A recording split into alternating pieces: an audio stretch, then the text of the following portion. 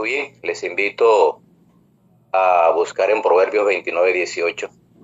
Es el texto en que basaremos nuestra meditación en el día de hoy. Reina Valera 1995. Cuando falta la profecía, el pueblo se desenfrena, pero el que guarda la ley es bienaventurado. Dice la Dios habla hoy: donde no hay dirección divina, no hay orden. Feliz el pueblo que cumple la ley de Dios. Donde no hay dirección divina. Muy bien. Hay otra versión en la que basé, me gusta mucho. Dice, donde no hay visión, el pueblo se extravía, pero el que guarda la ley, cuán dichoso es. Y Dios ha dejado suficiente información en su palabra como testigo de su amplia voluntad para que su pueblo avance seguro en su camino, seguro en su peregrinar hacia la meta, que es la salvación, que es morar por la eternidad en las mansiones celestiales junto a nuestro Señor y Salvador. Ha designado también nuestro Dios y ha provisto para aquellos que le anhelan, para aquellos que le buscan con humildad, con corazón sincero, para aquellos que buscan la redención. Dios ha provisto el ministerio de los ángeles como agentes ministradores, de todos aquellos que le honran, de todos aquellos que le buscan. Y nadie puede colocar como excusa la falta de conocimiento, la falta de sabiduría, porque escrito está en Oseas 4:6, que es un texto que conocemos mucho. Mi pueblo fue destruido porque le faltó conocimiento. No porque faltó información, sino porque no investigaron, porque no se dieron a la tarea de conocer, de escudriñar fervientemente, buscar en oración cuál era la voluntad del Señor. En Santiago 1:5, el Señor como que contesta o reafirma lo que dijo el profeta Oseas. Santiago 1:5 escribió este hombre: si alguno de vosotros tiene falta de sabiduría, pídala a Dios, el cual da a todos abundantemente y sin reproche, y le será dada. Dios tiene una gran voluntad, un gran deseo de proveer mediante su Espíritu Santo el conocimiento, la sabiduría, el entendimiento, el abrir las mentes para que hombres y mujeres que buscan con humildad y con anhelo conocer su voluntad, el Señor aclare sus mentes y le enseñe cuál es su voluntad. Porque no hay nada que agrade más al Señor que enseñar al ser humano su voluntad e implantarla en su corazón para que éste se goce en obedecerla como Dios se goza en cuidar de los suyos. Jesús lo dijo también en Juan 5:39. Dijo el Señor: escudriñad las Escrituras, porque os parece que en ellas tienen la vida eterna, pero ellas son las que dan testimonio de mí.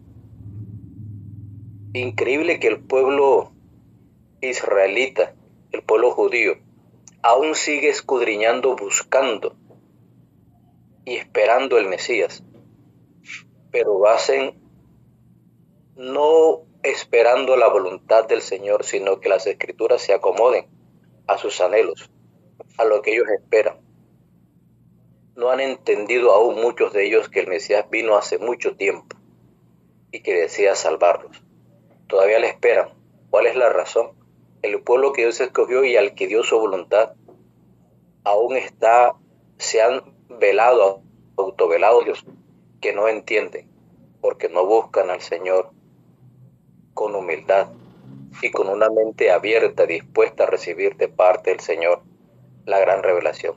No piden la sabiduría que viene de lo alto, que abate, que echa por el polvo la sabiduría humana, para implantar en el corazón el gozo que da el recibir a Cristo como Salvador. Estudian las Escrituras. Si las estudiaran con el cuidado que Dios espera y deseo de ser instruido, de conocer el camino que lleva a la vida eterna, entenderían que toda ella testifica de Jesús. Entenderían que Jesús está en palabras, escrita en su palabra. Cristo es el camino, Cristo es la verdad y Cristo es la vida. Cuando no se estudia con deseo de conocer la verdad sin prejuicios, se puede caer en el error de la falsa interpretación. Como consecuencia, el extravío o el desenfreno. De ahí las tantas interpretaciones que existen, de ahí los falsos maestros que conducen a ciegos, que no buscan interpretación, que no buscan el conocimiento del Señor, sino que solo se someten a lo que aquellos les enseñan a su manera.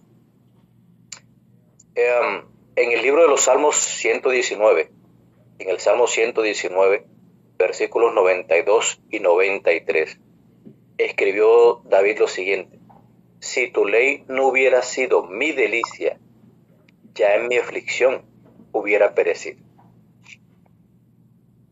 Qué hermosa la experiencia de David. Y el versículo 93, nunca jamás me olvidaré de tus mandamientos, porque con ellos me has vivificado. Es decir, he entendido que tu ley es mi salvaguarda, que tu ley, si me deleito en ella, conoceré tu voluntad y seré prosperado, seré bendecido. La esperanza que encierra tu ley la entiendo cuando me deleito en ella, dice David. Escribió bajo inspiración divina. El lema que más tarde sería, que usaría Jesús, y me gusta esto, siempre lo he dicho cuando he tenido la oportunidad de predicar este versículo. El lema que usó David en su vida, en su ministerio, es el mismo que encontramos en Salmo 48. El hacer tu voluntad, Dios mío, me ha agradado y tu ley está en medio de mi corazón. Juan 4:34. Cuán distintos seríamos nosotros si también hiciéramos de este versículo nuestro lema. El hacer tu voluntad, Dios mío, me ha agradado y tu ley está en medio de mi corazón. La promesa de Proverbios 29:18, con que iniciamos, es que el que guarda la ley de Dios es bienaventurado, es dichoso. Para algunos, la ley de Dios no tiene valedero. Para otros es una carga pesada. Ciertamente el hombre por sí solo no puede guardar la ley del Señor. Ciertamente el hombre necesita de Jesús para guardar la ley de Dios. Ciertamente el hombre no tiene la voluntad, porque está lleno de maldad y de pecado, para guardar la ley de Dios. Pero Dios se la puso justamente como un escudo de seguridad. Y en Cristo Jesús podemos guardar y deleitarnos en la ley del Señor. El salmista escribió también en el Salmo 119, y me gustan mucho estos versículos, 103 y 104.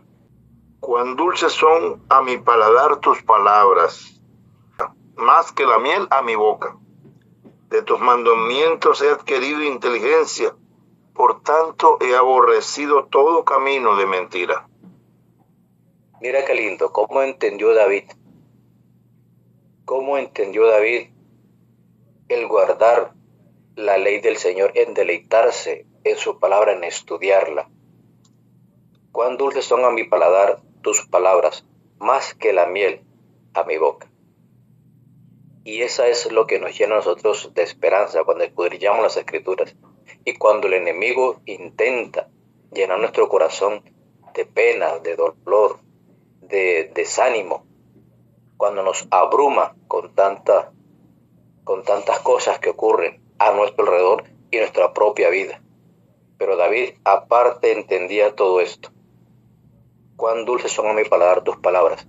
Se refugiaba en la palabra del Señor y encontraba fortaleza para enfrentar las adversidades que estaba recibiendo.